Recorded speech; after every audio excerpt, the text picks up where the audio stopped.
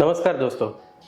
पिछले 2-3 दिन में आपने न्यूज़ में देखा होगा कि चाइना में फिर एक बार कोरोना जैसा कोई एक वायरस फैल रहा है। आज हम बात करेंगे कि ये नया वायरस एग्जैक्टली है क्या, हम इसके बारे में क्या जानते हैं, इससे खुद का कैसे बचाव करें और ये कितना डेंजरस है। दोस्तों, ये जो वायरस है इसे HMPV यानी कि ह्यूमन मेटानिमो वायरस ये नाम दिया गया है। HMPV वायरस दूसरे फ्लू जैसे वायरस की तरह ही एक वायरस है, जैसे इन्फ्लुएंजा वायरस है या फिर रेस्पिरेटरी सिंसिटियल वायरस जिसे RSV कहा जाता है। इसी प्रकार का एक सीजनल वायरस है जो कि ठंडी के सीजन में यानी कि विंटर सीजन में और अर्ली समर ये महीनों में पाया जाता है। ये फ्लू जैसे सिम्टम्स ही प्रोड्यूस करता है, यानी कि आम सर्दी, जुकाम, बुखार आना और थकान महसूस होना।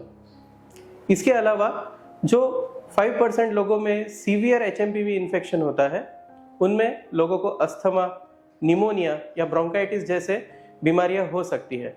जनरली ये वायरस सेल्फ लिमिटिंग है, माने कि अगर थोड़ी बहुत सपोर्टिव दवा हम देते हैं और कुछ चुनिंदा पेशेंट में अगर हमको हॉस्पिटलाइज करना पड़ता है, फिर भी दवाइयों के साथ साथ ये पेशेंट पूरी तरह से ठीक हो सकते हैं।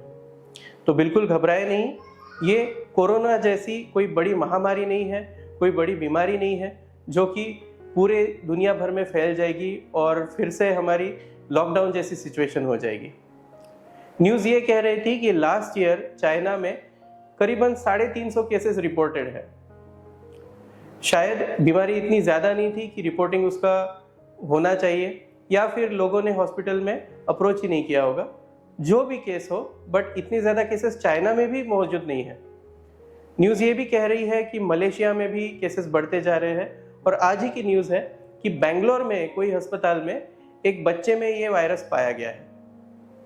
दोस्तों, HMPV वायरस करीबन 2 दशकों से डॉक्टर्स को और साइंटिस्ट को मालूम है। सबसे पहली बार नेदरलैंड देश में 2001 में इसको आइडेंटिफाई किया गया था।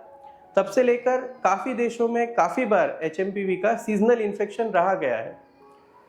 इवन इंडिया में भी HMPV वायरस काफ़ी बार पेशेंट्स में पाया गया है।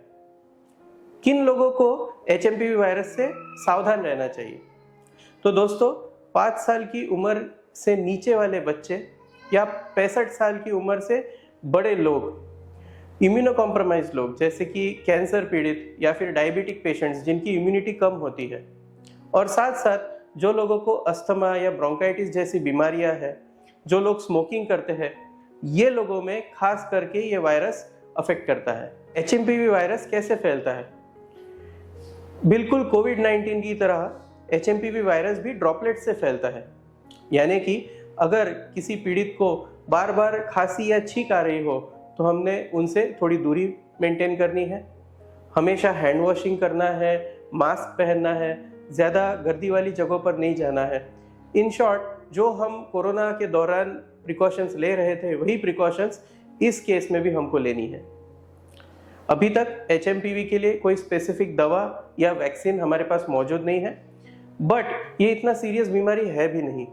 सपोर्टिव मेडिकेशंस, कुछ चुनिंदा पेशेंट्स में ऑक्सीजनेशन या हॉस्पिटलाइजेशन इतनी ही ज़रूरत होती है, और इन्हीं दवाइयों से ये पेशेंट्स ठीक हो जाते हैं। अभी तक इससे हुई किसी की मौत ऐसा न्यूज़ में हमको सुनने में नहीं आया है। शायद मीडिया हाइप की वजह से लोग भी घबराए हुए हैं, बट ऑब्वियसली ये न्यूज़ इसलिए इतनी सेंसेशनल बनी बिकॉज अभी भी लोगों के मन में कोविड-19 की वजह से बहुत ज़्यादा डर फैला हुआ है।